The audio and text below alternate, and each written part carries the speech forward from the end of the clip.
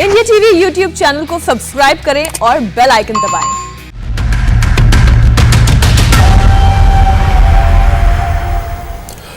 उत्तर प्रदेश चुनाव से पहले ही हिंदू मुस्लिम की राजनीति तेज हो गई है। असदुद्दीन ओवैसी हिंदू मुस्लिम राजनीति से अपनी सियासी रोटी सेकना चाहते हैं, लेकिन इस बार शायद उनका दाव उल्टा पड़ता दिखाई दे रहा है।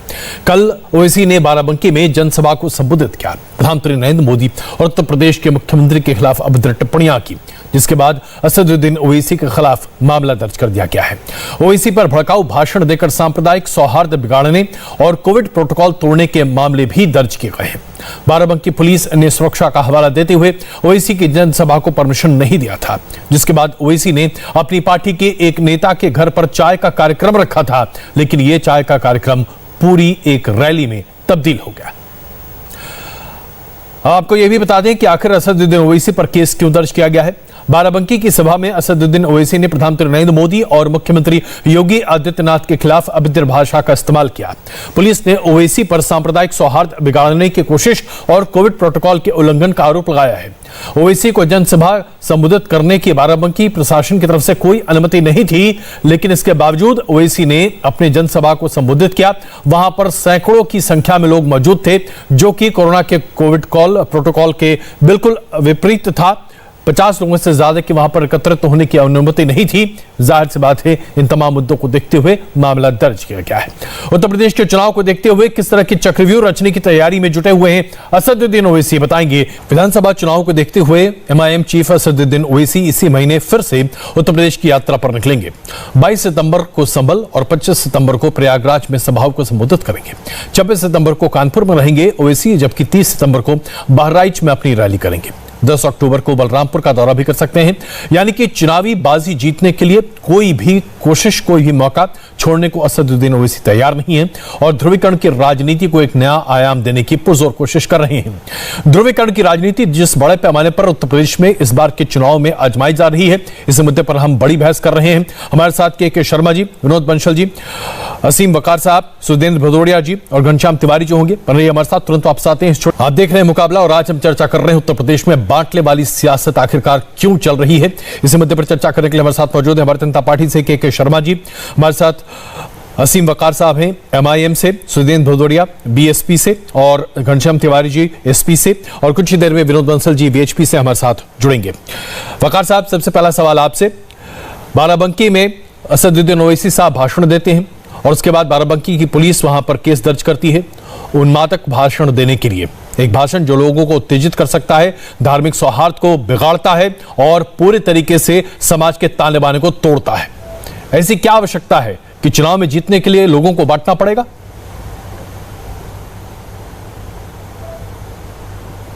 नहीं मैडम, वो सर अजय भाई, मेरे पास वो लेटर है जो वहाँ विधायक जी ने भेजा, वो कोविड के उल्लंघन का है कि कोविड का उल्लंघन हुआ।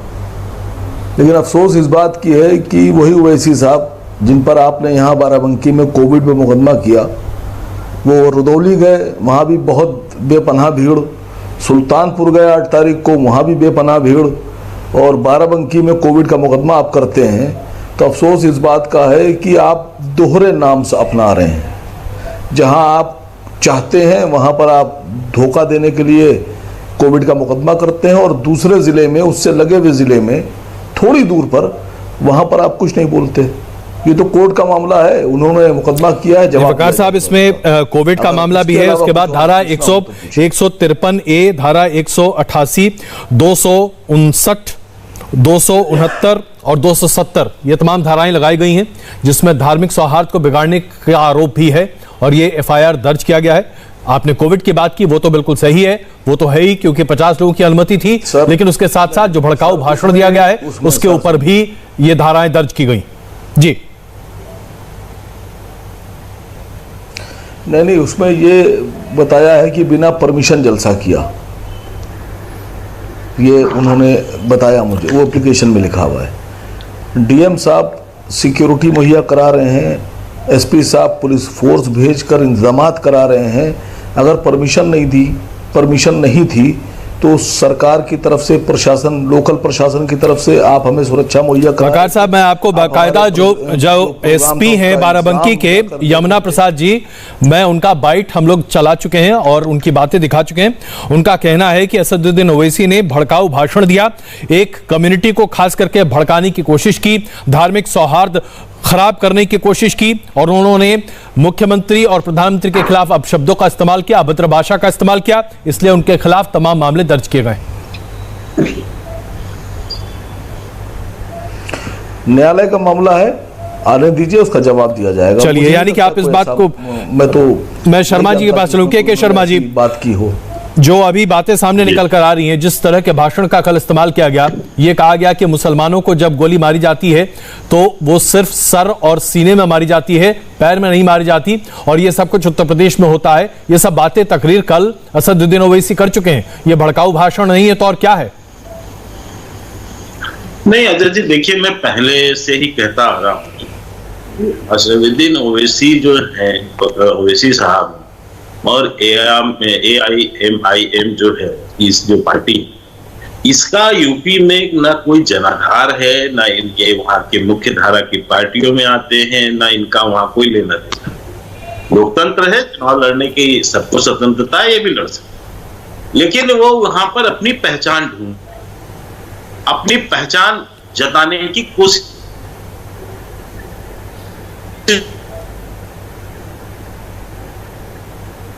शर्मा साहब, आपकी आवाज अभी हमारे तक नहीं आ पा रही है, लगता है कुछ तकनीकी दिक्कत है, हम इसे दूर करने की तुरंत कोशिश करते हैं। मैं सुदेन भदौरिया जी, बहुत कड़ा प्रहार ओवैसी साहब बीएसपी पर और एसपी पर भी कर रहे हैं, लेकिन सबसे बड़ी बात यह है कि उनकी पूरी भाषण की जो शैली है, उनका जो पूरा लबोलवाब है, वो ये है कि किस तरह से मुस्लिम ध्रुवीकरण हो, और ये बड़े पैमाने पर वो करने की कोशिश कर रहे हैं। यानी कि ध्रुवीकरण की राजनीति अब उत्तर प्रदेश की राजनीति का आधार है 2022 के चुनाव के लिए। भदौरिया साहब, हेलो। देखिए, जहां तक बहुजन समाज पार्टी का प्रश्न है, हम लोग संविधान सम्मत हर चीज करते हैं, कानून सम्मत, संविधान सम्मत। दूसरी चीज मैं ये कहना चाहूंगा कि जहां तक मैंने की ओवैसी जी की बात है, उसको तो मैं सुना नहीं, इसलिए मैं टिप्पणी नहीं कर सकता हूं, पर मैं ये जरूर कहता हूं कि हम लोगों को सांप्रदायिक सौहार्द बना के रखना चाहिए, अपना सामाजिक आर्थिक प्रोग्राम रखना चाहिए, और प्रदेश की जनता, जो भारतीय जनता पार्टी की कानून व्यवस्था, किसानों की परेशानी, बेरोजगारी की समस्या और इसके साथ साथ तमाम जो आर्थिक दिक्कतें और महंगाई है, उन प्रश्नों को भी रखना चाहिए, और वही सबसे महत्वपूर्ण अहम प्रश्न है। पर जहां तक ध्रुवीकरण का प्रश्न है, तो आपने ये देखा कि ये इस प्रकार का ध्रुवीकरण कौन कौन और करता है, और आपको ये भी मालूम है, तो भदौरिया जी खुलकर कहिए ना, कौन करता है के चुनाव में? भदौरिया जी खुलकर कहिए ना, कौन करता है? किस प्रकार आप किसकी तरफ संकेत कर रहे हैं? क्या इस पैनल में बैठा कोई ऐसा व्यक्ति है जिसकी पार्टी ध्रुवीकरण की राजनीति करती है, जो ये कहता है कि इस देश में कुछ रामजादे हैं और बाकी कौन से जादे हैं? वो भाषा उनको शोभा देती है, हम लोगों को वो भाषा शोभा नहीं देती है। वो लोग करते हैं जो ये कहते हैं कि इसके साथ साथ जो जगहों पर जाके, जैसे जो रिक्शा चालक हैं, उनको मारते हो, कहते हैं बोलो जय श्री राम, बोलो जय श्री राम, और गरीब लोगों पर हाथ उठाते हैं। भाई, ये अगर इस प्रकार की राजनीति कोई भी करता हो, चाहे विपक्ष का करे चाहे सरकार वाले, आप नाम लेने से कतरा क्यों रहे हैं? आप संकेत दे रहे हैं बीजेपी की तरफ, लेकिन नाम नहीं ले रहे हैं बीजेपी का, ऐसा क्यों भदौरिया साहब? आप संकेत क्या, हम तो साफ हम कह चुके हैं कि भाई अगर वो करते हैं तो गलत करते हैं, वो संविधान सम्मत नहीं है, संविधान इसकी इजाजत नहीं देता है। संविधान जिसकी इजाजत दे, सभी उसका पालन करें। चलिए, मैं इसका एक छोटा जवाब के शर्मा जी आपसे ले लूं, आप बहुत देर से उंगली उठाए हुए हैं, और मैं तुरंत उसके बाद घनश्याम जी आपके पास आ रहा हूं। जी, के शर्मा जी।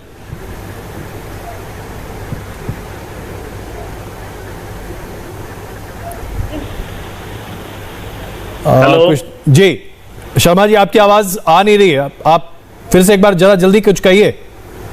हेलो अजय जी, मैं ये कहना चाहता हूं कि पहले मैं वकार साहब का जवाब दे दूं, जो आपने प्रश्न पूछा था। देखिए, मैं पहले से ही कह रहा हूं कि ओवैसी साहब उत्तर प्रदेश में अपनी पहचान की तलाश कर, और वहां पर इनका कोई जनाधार या कुछ तो है नहीं। लड़ने का अधिकार सबको है, इसलिए वो वहां चुनाव लड़े, इसमें कोई दिक्कत नहीं। लेकिन कोई ऐसा आज तक विकास का काम नहीं किया सिवाय सांप्रदायिक बयानबाजी के। ओवैसी जी ने आज तक कोई ऐसी कोई काम नहीं की, केवल कट्टरपंथी बयानबाजी करना। इसीलिए इन्होंने पहले वहां पर धर्म की राजनीति चालू की कि सीएम जो है मुसलमान बनेगा। दूसरा, फिर इन्होंने अयोध्या को जो है फैजाबाद किया। अब वहां पर इस तरह की अब उस्काने वाली और भड़काने वाली भाषण दे रहे ताकि ये किसी तरह अपनी पहचान बना पाए कुछ कट्टरपंथियों के बीच में। इसलिए इस तरह की वहां बातें हो रही है, लेकिन कानून अपना काम करेगा। अब मैं आता हूं सुरेंद्र जी की बात पर।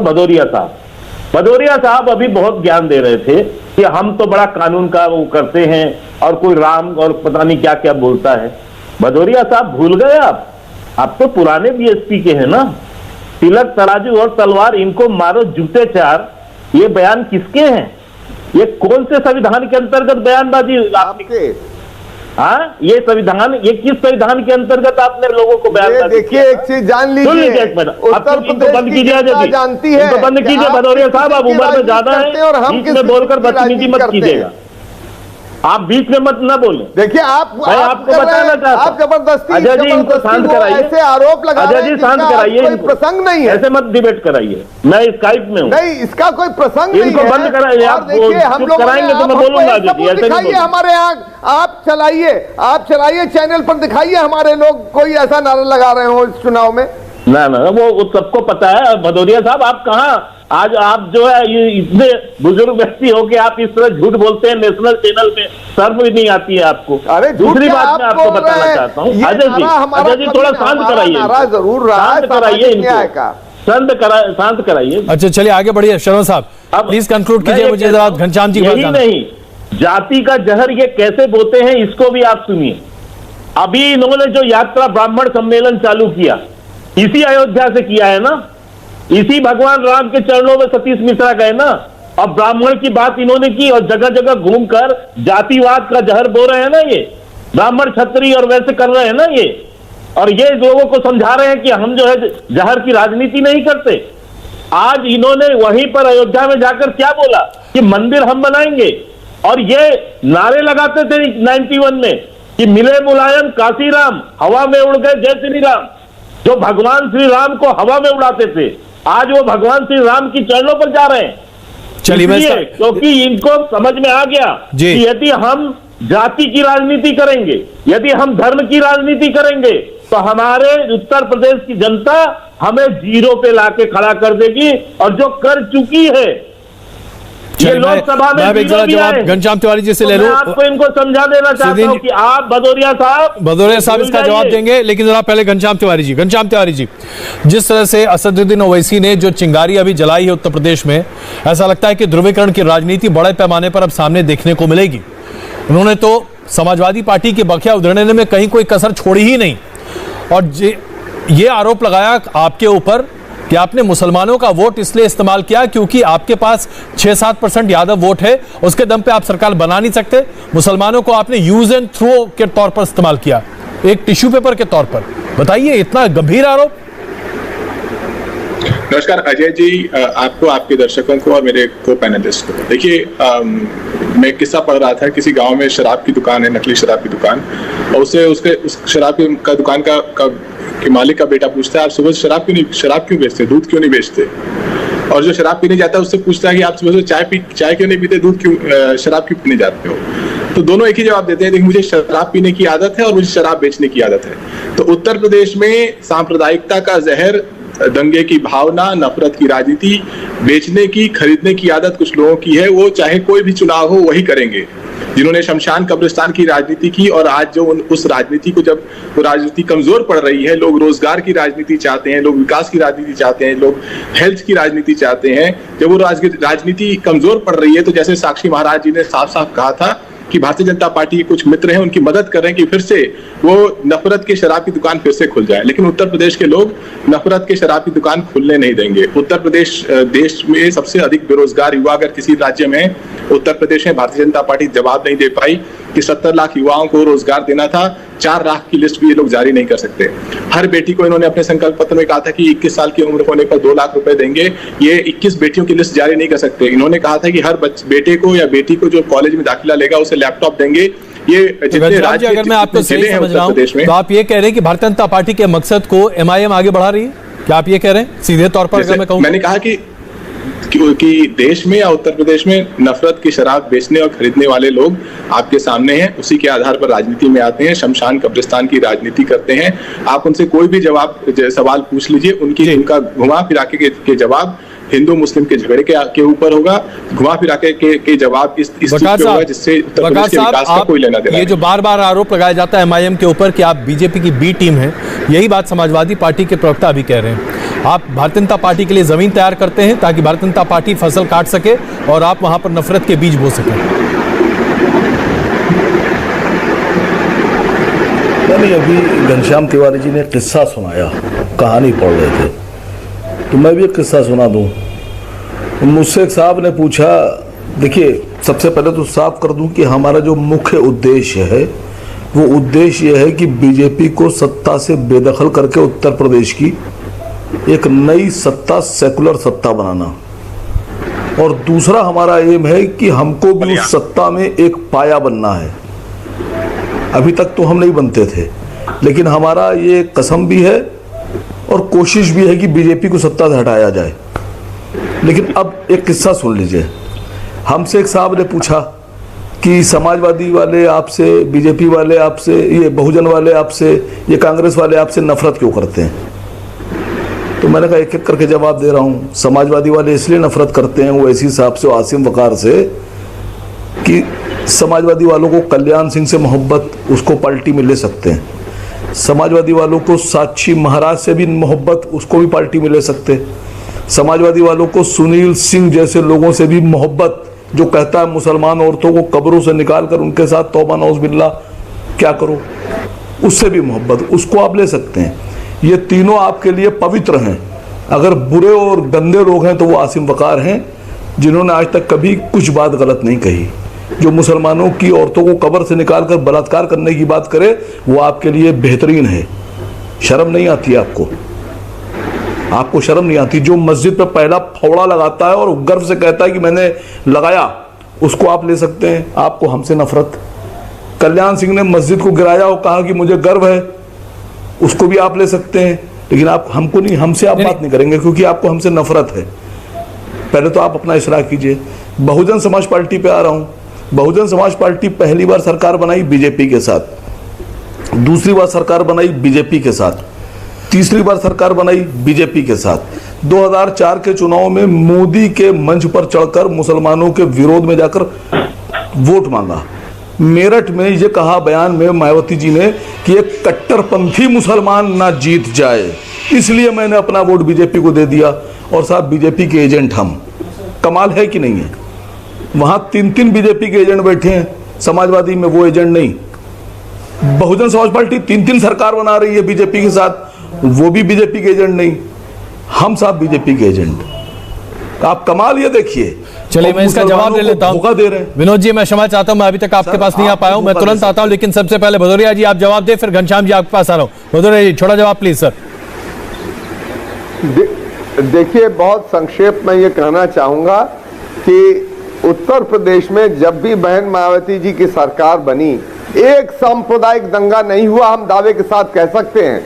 हमने हर तरह से हर वो काम किया जिससे सेकुलरिज्म जिंदा रहे और उन तमाम ताकतों को, चाहे किसी, देखिए उत्तर प्रदेश में अपराधीकरण भी है, उत्तर प्रदेश के अंदर तमाम समस्याएं हैं, उसमें कोई भी अगर सहयोग देता है और सबको मालूम है। मेरी बात का जवाब नहीं दिया। पहली बार ये नहीं कह पाई कि नहीं 3 बार सरकार। देखिए बहन मायावती जी जब पहली बार मुख्यमंत्री बनी, हमको सहयोग मिला और सभी दलों ने सहयोग दिया, क्योंकि कल्याण सिंह जी के समर्थन से सरकार का अपराधीकरण था, हम लोगों ने सहयोग लिया। पर हमने अपराधीकरण को समाप्त करने के लिए, संविधान को बचाने के लिए, क्या संसद में सब लोग नहीं बैठते हैं, सब लोग चर्चा नहीं करते हैं? कई बार बहुत सारे ऐसे प्रश्न भी आते हैं जिसमें आम सहमति बनती है। तो उस समय आम सहमति थी कि अपराधीकरण खत्म हो और अपराधीकरण से निजात दिलाने के लिए। लेकिन ये आरोप तो कहीं ना कहीं सही है ना? लोकतंत्र जी आरोप तो सही है ना? भारतीय जनता पार्टी के समर्थन से सरकार तो बनी। इस आरोप से तो आप इनकार नहीं कर सकते। अरे भाई, भारतीय जनता पार्टी का तो किसने नहीं। तो ये बताइए ना कि जब भारतीय जनता पार्टी के साथ अब सरकार बना सकते हैं तो उस समय वो अच्छी थी, आज बुरी हो गई है, कैसे हो गया? पार्टी, देखिए, भारतीय जनता पार्टी ने खुद महबूबा मुफ्ती के साथ सरकार में बनाई और कहते हैं कि अब वो जो है कश्मीर तोड़ रहे हैं। कांग्रेस पार्टी ने मुस्लिम लीग के साथ सरकार बनाई केरला के अंदर और हमेशा चुनाव लड़ते हैं। और जहां तक अन्य पार्टियों का है वो भी आप जानते हैं, ये सब लोग करते हैं। बहुजन समाज पार्टी कभी भी सिद्धांतों से समझौता नहीं करती है। सिद्धांतों की बात आज की राजनीतिक बहस में बहुत ज्यादा समझ में आती नहीं है, क्योंकि हर कोई वक्त के हिसाब से सिद्धांत बदलता है। घनश्याम जी जवाब दें, फिर मैं जरा आगे बढ़ रहा हूं, प्लीज। घनश्याम जी, देखिए, असीम वकार जी का तर्क उतना ही दमदार है जितनी ये बात दमदार है कि इन्होंने एआईएम से अपनी राजनीति शुरू की थी और एआईएम में ही राजनीति समाप्त कर देंगे। देखिए, इस तरह के कुतर्कों का कोई जवाब नहीं है। बात बिल्कुल स्पष्ट है कि उत्तर प्रदेश में 4.5 साल से डिजास्टर ऑफ अ गवर्नमेंट है, जिसने उत्तर प्रदेश में रोजगारों को बर्बाद कर दिया, शहरों को तबाह कर दिया, अस्पतालों को तबाह कर दिया। देखिए कितने खुश होकर हंस रहे हैं इस बात से।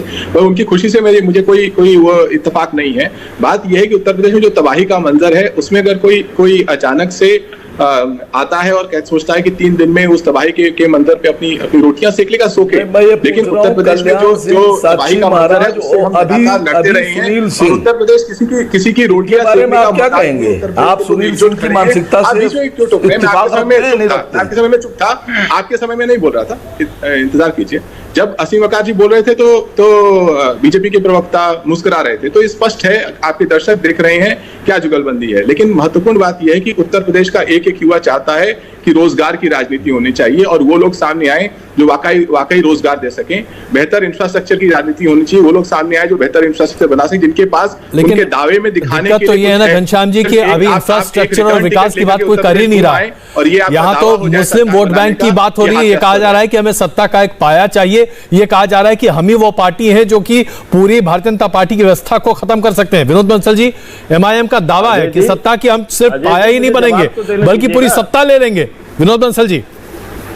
अच्छा जी, मैं सबसे पहले तो आपके सुधी दर्शकों को अपने गणेश चतुर्थी की बधाई और साथ में पूजनीय महंत योगी आदित्यनाथ जी को उस बात के लिए बधाई कि उन्होंने कम से कम अयोध्या जैसी पावन नगरी को सैनिटाइज करने का एक पवित्र कार्य चाहे देर से ही सही किया। और मेरा आशा है कि अपने उत्तर प्रदेश के बाकी शेष तीर्थ स्थलों को भी वो इस मदिरा और मांस से मुक्त करेंगे। तीसरी बात यह कि देखिए, एक बड़ा अजीब विचित्र आज डिबेट में आपको सुनने को मिला। आप तो बड़े बहुत वरिष्ठ पत्रकार हैं कि आजकल की राजनीति बड़ी विचित्र राजनीति हो गई है। लोग पहले जीतने के लिए लड़ते थे, अब हारने के लिए लड़ते हैं और हराने के लिए लड़ते हैं।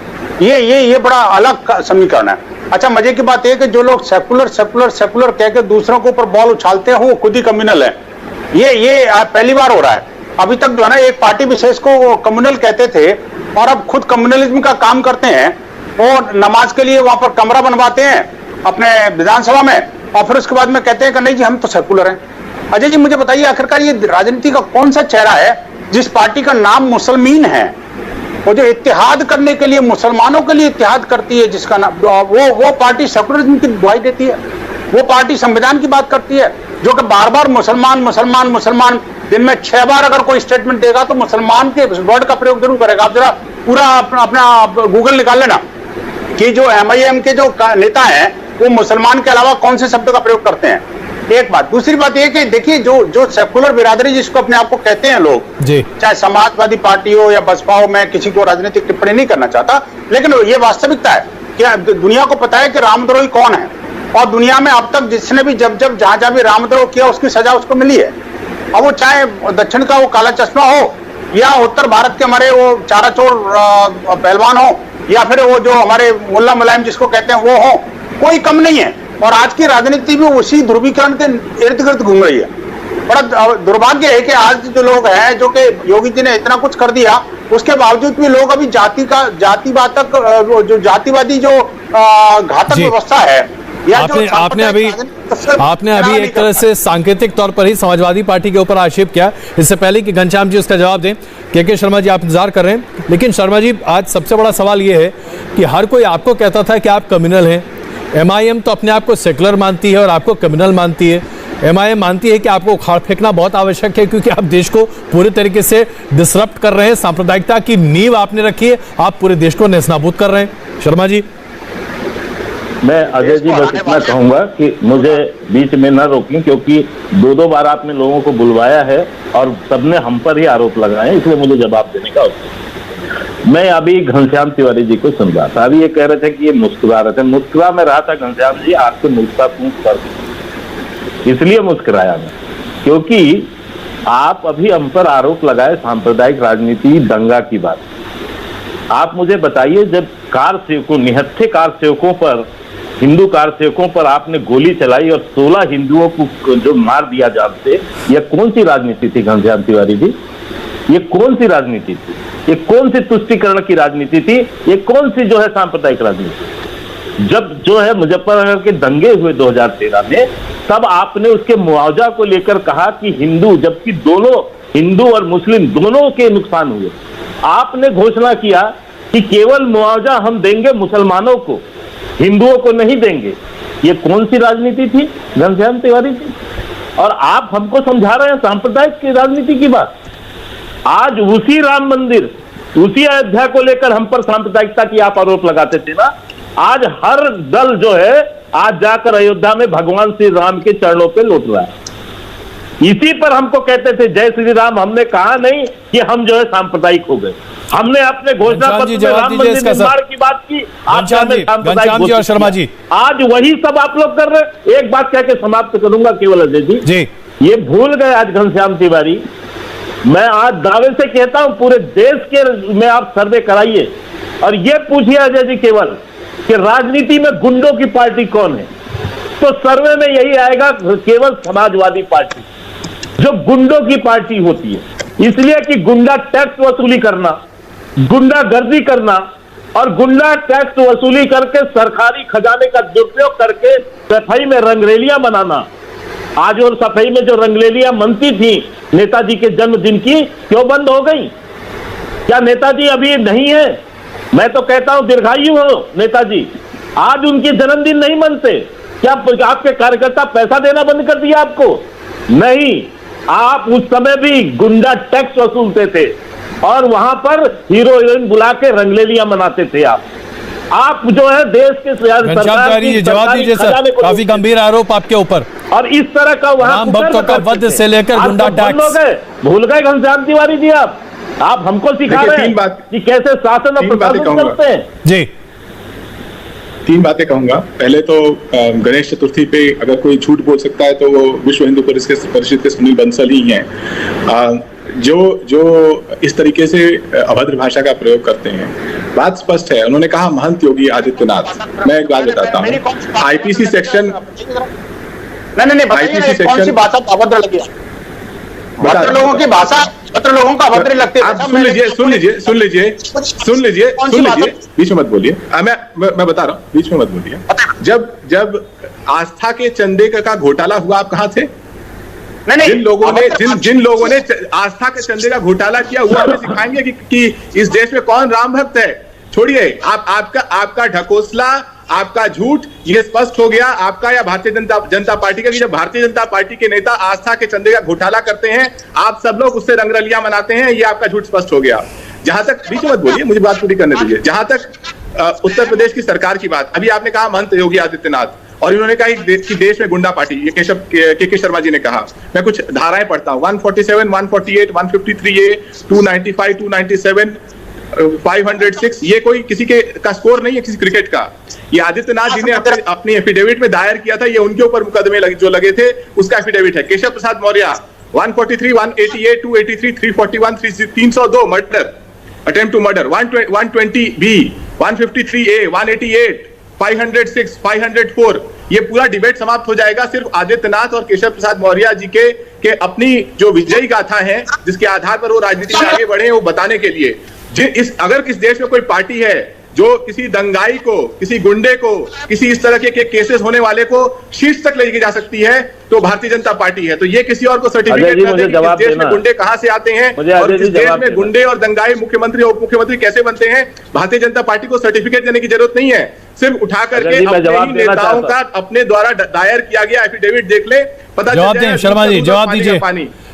ये तमाम एफिडेविट से पढ़कर उन्होंने बताया धाराएं। बिल्कुल मैं जवाब देना चाहता हूँ जी। अजय जी, मैं अभी इन्होंने बहुत से धाराएं गिनाई योगी आदित्यनाथ जी के ऊपर में और केशव जी के। ये वो सब जो है पूर्वाग्रह से ग्रसित आरोप थे जो इन लोग के समाजवादी पार्टी और बसपा के शासनकाल पे इन नेताओं के ऊपर लगाए गए। ये सब झूठे आरोप इसलिए लगाए गए, और नहीं तो मैं चुनौती देता हूं कि एक भी यदि आरोप में आपने जो है चार्जशीट फाइल कराई हो, आप 5 साल शासन में रहे, आप जो है बीएसपी शासन में रही, किसी ने उस पर कोई कार्रवाई नहीं करता है, क्योंकि सब झूठ पर आधारित आरोप लगाए गए थे, सब केस बनाए गए थे, इसीलिए आप उसकी जांच नहीं करवा पा रहे हैं। घनश्याम जी इसका जवाब दे, फिर मैं सुधीर जी, सुधीर जी से ले रहा हूं। इन्होंने कहा घनश्याम जी, एक भी चार्जशीट फाइल हुई है क्या? एक वाक्य में जवाब दूंगा जी, एक वाक्य में जवाब दूंगा। अगर ये आरोप इतने ही झूठे थे और इसे केशव प्रसाद मौर्य और आदित्यनाथ को डर नहीं लगता था तो 4.5 साल में जो उनकी इकलौती उपलब्धि है वो अपने ही ऊपर लगे हुए केस की लिपापोती करते रहे। ये उनकी इकलौती उपलब्धि है। डरपोक लोग हैं कि अगर जब सरकार में आई तो सिर्फ इतनी उपलब्धि हासिल की कि अपने ऊपर लगे हुए अपराधों के केस की लिपापोती करते रहे, क्योंकि वो डरते हैं कि अब अगली सरकारें आएंगी, इस तरह के अपराधों से वो मुक्त नहीं हो पाएंगे। तिवारी जी, 4 साल 4.5 साल नहीं लगते लिपापोती करने के लिए, उसका लिए बहुत कम समय चाहिए होता है, लेकिन अभी तक इस पर कोई कार्रवाई नहीं हुई ना। देखिए ना, कोई एफआईआर है क्या? भदौरिया जी, तमाम एफआईआर जो दर्ज किए गए हैं केशव जी के ऊपर या फिर योगी आदित्यनाथ जी के ऊपर, इनमें कहीं कोई कार्रवाई बीएसपी की सरकार में कभी हुई क्या? देखिए, बहुजन समाज पार्टी को ना इनकी सर्टिफिकेट की जरूरत है, आम जनता है सर्टिफिकेट देने के लिए। आम जनता ये जानती है कि कानून व्यवस्था के लिए और जो भी है वो गुंडागर्दी के लिए, जब बहुजन समाज पार्टी के एक सांसद ने किस तरह का अपराधीकरण करने की कोशिश की तो बहन मायावती जी ने अपने घर पर उनको गिरफ्तार करवाया और सीधे जेल भेजा। और एक को नहीं, दर्जनों में नाम गिना सकता हूं और विधायकों के भी गिना सकता हूं। तो देखिए, सर्टिफिकेट बांटने से काम नहीं चलता, आचरण से चलता है। नहीं तो आचरण बताइए। आज बीएसपी को आचरण डिक्लेयर करना पड़ा कि हम किसी बाहुबली को टिकट नहीं देंगे। अभी तक तो आप टिकट दे रहे थे ना। इसी देश के अंदर मैं आपको कह दूं अजय जी, मैं एक लाइन में खत्म करूंगा। तारीख पे तारीख पड़ती रहती है, 10-20 साल। आप जानते हैं कि क्या कह रहे हैं सुप्रीम कोर्ट की चीफ जस्टिस कि केस कभी खत्म ही नहीं होते हैं, उसके तौर तरीके लोग निकाल लेते हैं, तारीखें बढ़वाते रहते हैं, तारीख पर तारीख चलती रहती है। दलित बेटियों को लव जिहाद का शिकार बना रहे हैं, उस पर भी कुछ 2 शब्द बोलो, लेकिन उस पर नहीं बोलोगे, मुझे पता है, क्योंकि आपको बेटियों को, ये दलित बेटियों का इन्होंने हाथरस में जो कांड किया उसका भी तो बताइए आप। जो हाथरस कांड है, पूरी दुनिया के अंदर शर्म से सिर झुक जाना चाहिए था उत्तर प्रदेश सरकार का, जब उस बच्ची को अब गैंगरेप शर्मा जी जवाब दें इसका। शर्मा जी भी मानती है, के शर्मा जी भी मानती है। बहन मायावती क्यों चुप हो जाती है, बताओ ना। जब हमलावर जिहादी होता है तब चुप हो जाता है। हम लोग डंके की चोट पर बोलते हैं, डंके की चोट पर लड़ते हैं और डंके की चोट पर, और इस बार हम ठोक के उन लोगों को ठीक करेंगे जो इस तरह के कृत्य करते हैं। देश के अंदर पता है आपको, धर्मांतरण विरोधी कानून बनने के बाद में 100 से ज्यादा केसेस दर्ज हो चुके, दर्जनों चार्जशीट जारी हो चुकी और सैकड़ों जिहादी जेल में है। आपने किसी एक भी केस को मुजम्मत किया क्या? बताओ। सभी को जेल भेजिए ना तो हम समझे। अपने लिए तो मीठा मीठा गप और कड़वा कड़वा थू नहीं चलेगा। आप उन लोगों को तो बढ़ावा के शर्मा जी, अपने लिए मीठा मीठा कड़वा कड़वा नहीं चलेगा। के शर्मा जी, मेरे पास आखिरी 1 मिनट बचा है। मैं अजय जी केवल इतना कह दूं जी, ये सारे दल जो समाजवादी हो, बसपा हो या अन्य जो दल है, ये कांग्रेस की तो गिनती छोड़ दीजिए, उनका तो कुछ वहां लेना देना नहीं है, लेकिन ये जिस जातिवाद की राजनीति वहां कर रहे हैं, धर्म की राजनीति को बढ़ावा दे रहे हैं, ये वंशवाद परिवारवाद, भ्रष्टाचार या तुष्टीकरण की राजनीति करने वाले इन पार्टियों को उत्तर प्रदेश की जनता ने पहले ही दरकिनार कर रखा है और इस तरह की राजनीति को तो शर्मा जी ये बताइए कि अगर अगली शर्मा जी ये बताइए कि अगर अगली सभा में असदुद्दीन ओवैसी सांप्रदायिक सौहार्द बिगाड़ने की कोशिश करते तो उनकी गिरफ्तारी होगी, क्या ये हम तय माने? मैं निश्चित तौर से आजाद जी एक बात आपको कह सकता हूं कि यदि कोई भी उत्तर प्रदेश के अंदर कानून तोड़ने की कोशिश करेगा, वो कोई भी क्यों ना हो, ये समझ ले वो कि वहां योगी जी की सरकार है, कोई भी नहीं बचेगा। नहीं तो क्या अगर ऐसा नहीं होगा निश्चित कार्रवाई होगी, उसमें कोई अभी एक ताजा खबर आ रही है, अभी ताजा खबर आ रही है, एक और मामला दर्ज हुआ है बाराबंकी में असदुद्दीन ओवैसी के खिलाफ। एक और मामला अभी दर्ज हुआ है, जनसभा में तिरंगे के अपमान का मुकदमा दर्ज हुआ है। जनसभा में तिरंगे के अपमान का मामला दर्ज हुआ है असदुद्दीन ओवैसी के खिलाफ। वकार साहब इस पर एक छोटी टिप्पणी दे दीजिए, मेरे पास 30 सेकंड है। तिरंगे का सम्मान अजय जी इन्होंने किया कब था? नहीं सर, मेरे पास अभी जानकारी नहीं है, जानकारी नहीं है। चलिए तो यानी कि ले लूं पहले। बहुत बहुत धन्यवाद। ये वंदे मातरम और तिरंगे से इनको तो नफरत है, देश के तिरंगे का नफरत से नफरत है, वंदे मातरम में बोलना नहीं चाहते हैं। बिल्कुल इस पे हम बहस लगातार होती रहेगी क्योंकि आने वाले दिनों में सांप्रदायिकता एक बड़ा मुद्दा बनने वाला है उत्तर प्रदेश में और ध्रुवीकरण का एक राजनीति का बहुत बड़ा आयाम भी। इस पर हम लगातार चर्चा करते रहेंगे। बहुत धन्यवाद इस चर्चा में आप सबका शामिल होने के लिए। हम यहां पर एक छोटे से ब्रेक के लिए रुक रहे हैं और ब्रेक के बाद देखिए कुरुक्षेत्र, जिसमें कश्मीर पंडित को धोखा किसने दिया, क्या कश्मीरी पंडितों की घर वापसी हो पाएगी? सौरभ शर्मा के साथ कुरुक्षेत्र। नमस्ते, मैं हूं मीनाक्षी जोशी। वीडियो और खबरों से अपडेट रहने के लिए India TV YouTube channel subscribe करें, बेल आइकन दबाना ना भूलें। जुड़े रहें इंडिया टीवी के साथ।